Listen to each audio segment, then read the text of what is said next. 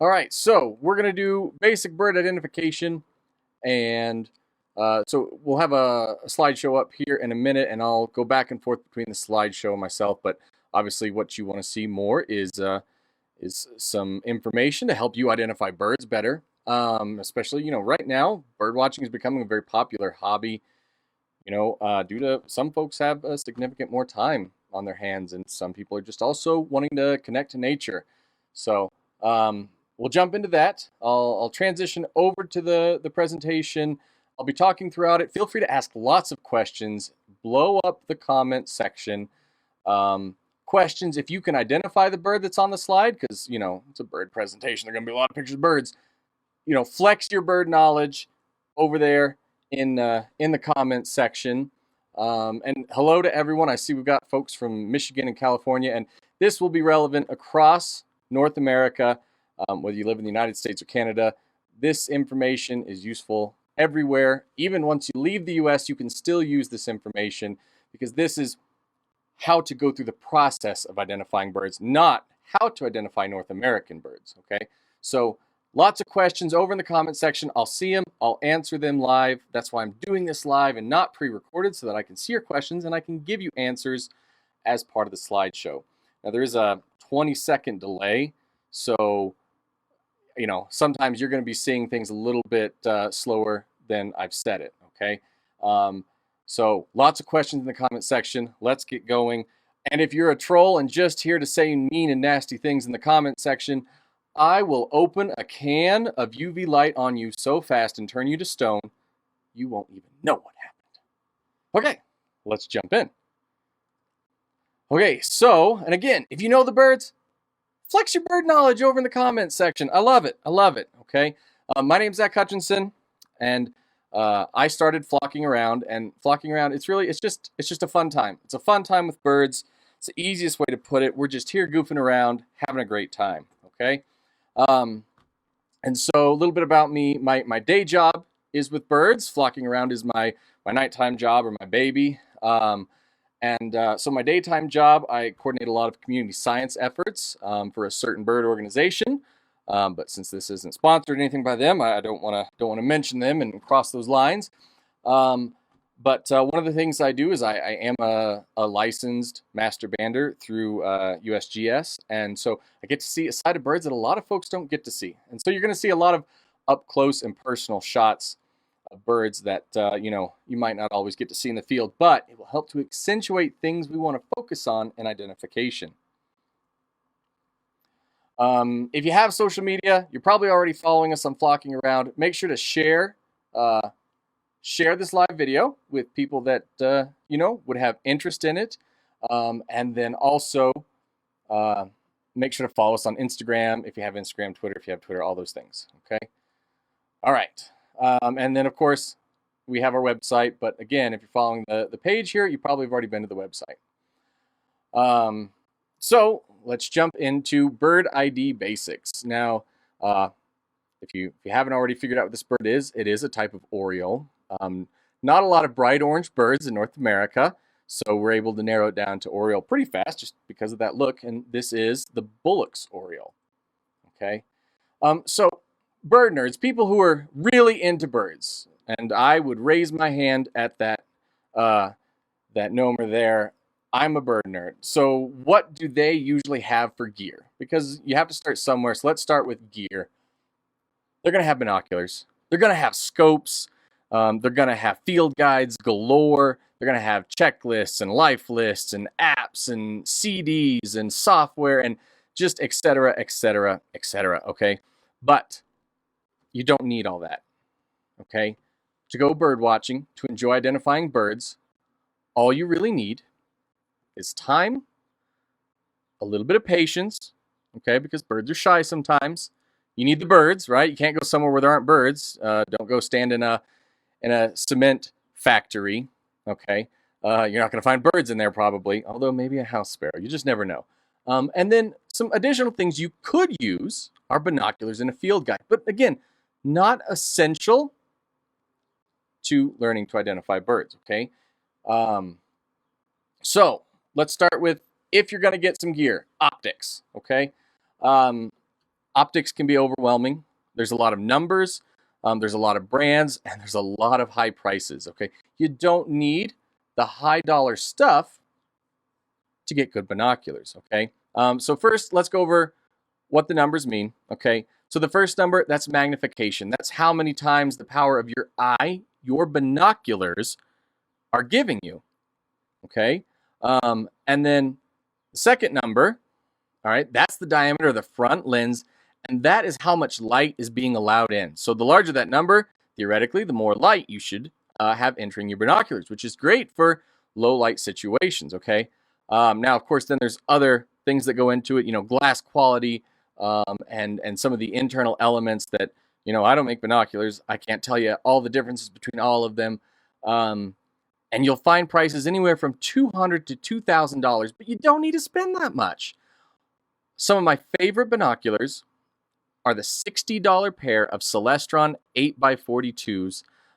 And if you want a good budget pair of binoculars, in the link to this live video is to my Amazon influencer storefront, which, disclaimer, if you do purchase anything using my storefront, I do receive a commission on it. So I gotta have that disclaimer in there because I don't want you being tricked into buying anything like that. But I give you some budget options that you can find on Amazon, like the $60 Celestrons. If you're just starting out, just try something on the cheaper side. Don't go all in with those, you know, $250 binoculars yet. You don't need them. You might not be interested after a month of it. You might get frustrated and throw your field guide in the fire. So you don't need to go all in on those expensive binoculars, okay? And then scopes are really, as you're really getting into it, you're going to want to scope eventually for birds like shorebirds, ducks, raptors, birds that spend a lot of time a long distance away, okay? And make sure with any optics, if you have the opportunity, test them before you commit to them. Again, unless you're going for the cheaper options, okay? All right, now field guides. So the guide I recommend first and foremost to folks, it's the Sibley guide. Now, why I recommend the Sibley guide? It's just a great guide for beginners. It gets you started off on the right foot. And so that's a photo of the inside, and then this is what it looks like on the outside. Now, this is the second edition, and there are some bird people out there who are not a huge fan of the second edition due to some printing issues, but it is still a quality guide. And the later editions, they fixed a lot of the printing issues. So if you're looking for a good guide to start, again, the link there in the description for the live video, it takes you to my recommendation for field guides, okay? So I recommend Sibley for starters. There's a lot of options out there. You know, you might be more comfortable with others, but I recommend Sibley just because it's just great for beginners. Photographs can often, be misleading depending on the lighting. So I recommend Sibley because he gives you nice drawings of multiple stages of the life cycle of these birds, okay? Another version is Crossley. So if you do like photographs, Crossley, the guides in Crossley, they put birds into positions that you would naturally see them in, and they use photographs. And those positions then kind of replicate what you might see these birds doing in real life. So Crossley's the next one I recommend because, yeah, it's an interesting way to use bird photography to teach people how to identify birds, okay? All right, apps. So there's tons of free apps. If you don't want to spend the money on a field guide, which is understandable, eventually you might want to. It's nice to have a paper guide, but a great start are using some of the amazing free apps out there, including the Merlin app, free from Cornell, the Audubon app, free from Audubon. If you're really just into raptors, you love raptors, there's the Raptor app, and that's put out with through Hawkwatch International, and there's some other collaborations on that. And then just for logging birds, keeping track of birds you've seen, eBird is a great app to start getting used to using. And so I see a question specifically about Michigan birds. You know, the problem with getting a book that only focuses on a single state is then you lose out. If a bird shows up that maybe isn't a regular visitor, it can be very confusing because um, that book might not show it, right? So I don't like to recommend state-only books until you're getting to the point where you've graduated beyond basic bird identification. If you're just starting with basic bird identification, don't start with a state book. Start with a real field guide. Start with a big field guide that's real, and I'll show you how to use one of these real field guides towards the end. We're going to go through it, walk through the guide, and show you some tips that I teach people. And once people see this, the field guides are so much less intimidating, even with the large size of, say, the Sibley. They're so much less intimidating if you can, section it off, break it down easier. So everyone who I've taught this to, it helps them significantly to understand how to use the field guide. And we're going to get to that as part of this. So I recommend don't waste money on state books because, again, they're not field guides, they're state guides. So get a field guide that helps you learn bird identification. That should be first priority, okay? Social media, there's a lot of groups out there that can help you with bird identification as you're starting out. What's This Bird by ABA? It's a Facebook group. Awesome way to get some help with birds that are tough to identify, okay? But you need to make sure you follow the rules in all of these social media groups. Another one for waterfowl is Duck Duck Goose, which awesome name, always for fun bird names.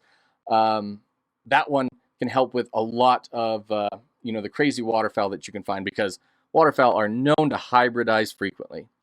Raptor ID, distant raptors are tough. Not everyone can identify them, just like that. So Raptor ID is a great group for, again, helping you sort through, if you have a photo of a raptor, you can't identify it, and they give you the ID tips. That is one great thing about these groups is they'll give you the tips to identify, what bird you're posting about. There's also a Sparrow Group. Sparrows give a lot of people trouble, so got to throw in the North American Sparrows Group. Okay, websites out there all about birds through Cornell. Again, I'm giving you free resources too because bird watching shouldn't cost you an arm and a leg. Okay, so free resources all about birds. Birds in North America. This is a paid subscription, but it's basically the extended version of All About Birds. If you want to really dig deep into bird knowledge, Birds in North America is the best there is. The Audubon online guide, again, free, and it uses a lot of the Sibley guide photos and information. And then the eBird website is a great resource for information as well. And then, of course, I'm gonna, shamelessly plug myself here, Flocking Around. Make sure to visit Flocking Around. We'll teach you something, maybe, hopefully. Okay, some more resources. If you're going to learn by sound, if you want to learn bird sounds, Larkwire is a great quiz app and website. It does cost a little bit, but it's minimal. But if you want a free version, learning to identify songs, Bird Academy has some free games that can teach you bird sounds. Okay. All right. So it can be intimidating to learn the characteristics of even just the species of North America. You're talking about 1,000 species. If you look at the world, over 10,000 species. And then there are differences between males, females, juveniles, immatures, seasonal plumages, definitive plumages, genetic mutations, hybrids, and intergrades. That can seem like, oh my gosh, how am I going to cram all that into my brain? It's not impossible, which is why you use a system. And so that's what this presentation is about, is the system.